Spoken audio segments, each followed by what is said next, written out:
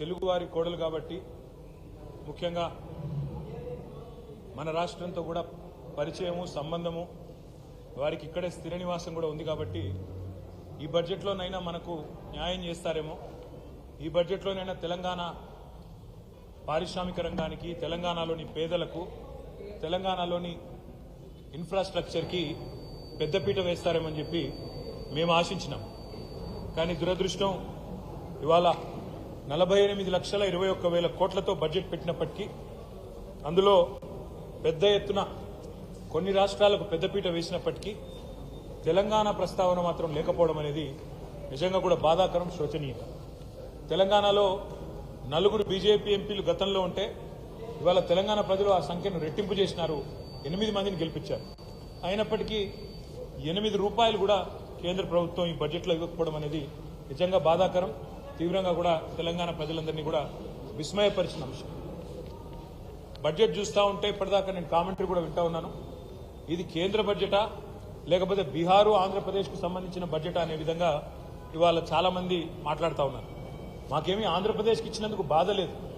సాటి తెలుగు రాష్ట్రం, తప్పకుండా వారు బాగుండాలి, మంచిగా ఉండాలని కోరుకుంటోళ్ళం తప్ప వారికి నష్టం జరిగితే మేము కూడా బాధపడతాం.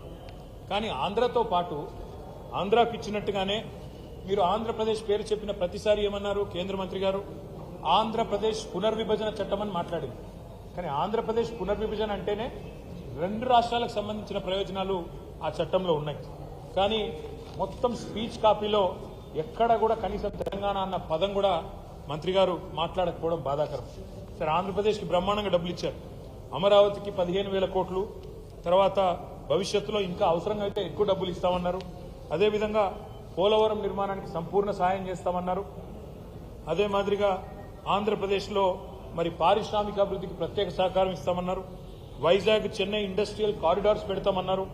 అదేవిధంగా కొప్పర్తి ఓర్వకల్లు ఇండస్ట్రియల్ జోన్స్కి అక్కడ ఎలక్ట్రిసిటీ, వాటరు, రోడ్స్, హైవేలకు ప్రత్యేక నిధులు అన్నారు. వైజాగ్ చెన్నై కారిడార్ కూడా డబ్బులు, అదేవిధంగా బెంగళూరు కూడా హైదరాబాద్ బెంగళూరు కారిడార్ కూడా డబ్బులు ఇస్తున్నామన్నారు. అదేవిధంగా ఆంధ్రప్రదేశ్లోని వెనుకబడ్డ ప్రాంతాలకు ప్రత్యేక ప్యాకేజీ అన్నారు. రాయలసీమ, ప్రకాశం, ఉత్తరాంధ్ర జిల్లాలకు ప్రత్యేక ప్యాకేజీ అన్నారు. మాకు ఆంధ్రప్రదేశ్కి ఇచ్చిన దాని మీద దుగ్ధ లేదు, బాధ లేదు, అసూయ లేదు. తెలుగు రాష్ట్రం, పక్క తెలుగు రాష్ట్రం బాగుపడితే సంతోషించటోళ్ళమే, తప్పకుండా స్వాగతిస్తాం ఆంధ్రప్రదేశ్కి ఇచ్చిన దాన్ని. కానీ కేవలం ఆంధ్రప్రదేశ్కు, బీహార్కు రెండింటికే ఇస్తూ మిగతా 26 రాష్ట్రాలను మరి చిన్నచూపు చూడడం అనేది నిజంగా బాధాకరం. ఆంధ్రప్రదేశ్ పునర్విభజన చట్టమని మీరే మాట అయితే చెప్పారు.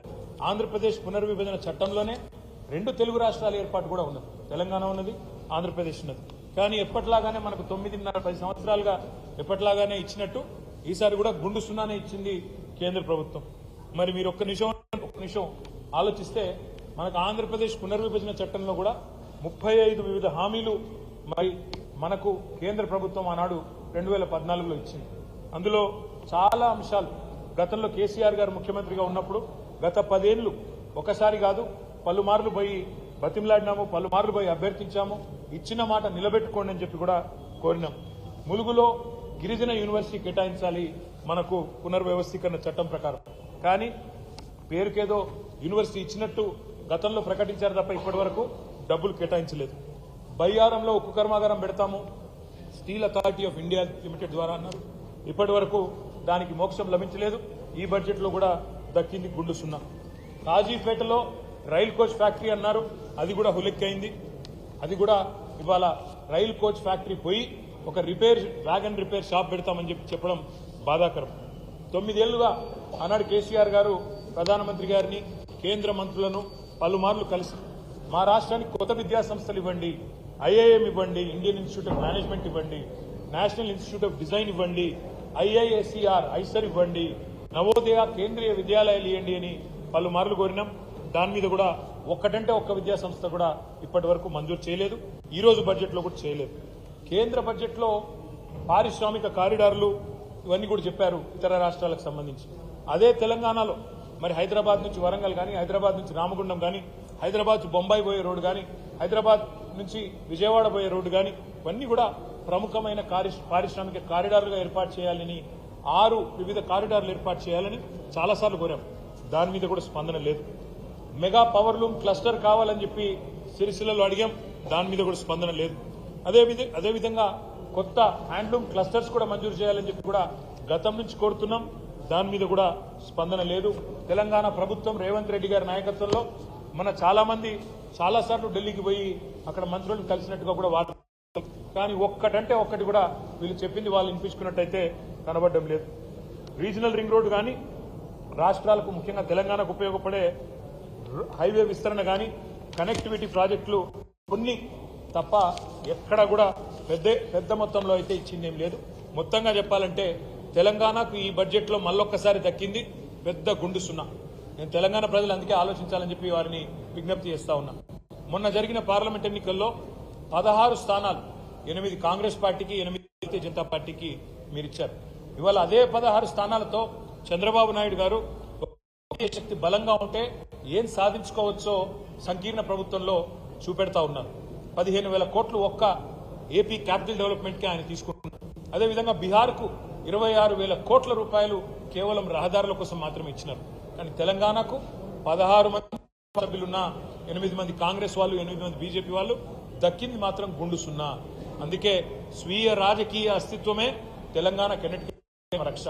ప్రాంతీయ శక్తులు బలంగా ఉంటే, ప్రాంతీయ పార్టీల నాయకత్వం బలంగా ఉంటేనే రేపటి సంకీర్ణ యుగంలో కూడా మనం శాసించే పరిస్థితి ఉంటుంది.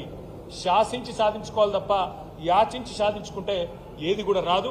రేపటికైనా తప్పకుండా ఇవాళ ఈ 8 బీజేపీ ఎంపీలు అక్కడ పార్లమెంట్లో కూర్చున్నారు. తెలంగాణకు అన్యాయం జరుగుతుంటే ఒక్క ప్రాజెక్టు కూడా రాకపోతే కనీసం నోరు కూడా మెదపలేదు. 2 కేంద్ర మంత్రులు ఉన్నారు, నోరు మెదపలేదు. అదేవిధంగా 8 మంది కాంగ్రెస్ ఎంపీలు తెలంగాణకు అన్యాయం జరుగుతుంటే కూడా. అదే ఈరోజు అక్కడ గులాబీ కండువాలు కప్పుకున్న బీఆర్ఎస్ సైనికులు అక్కడుంటే ఇవాళ పార్లమెంట్లో ఎట్లా ఉండేదో పరిస్థితి ఆలోచించాలని చెప్పి నేను కోరుతా ఉన్నా.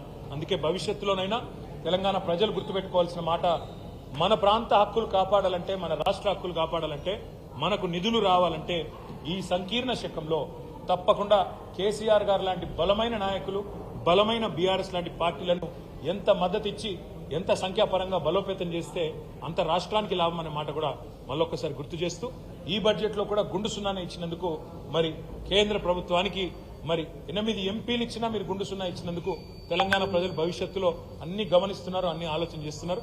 తప్పకుండా తగు రీతిలో నిర్ణయం తీసుకుంటారని చెప్పి కూడా మేము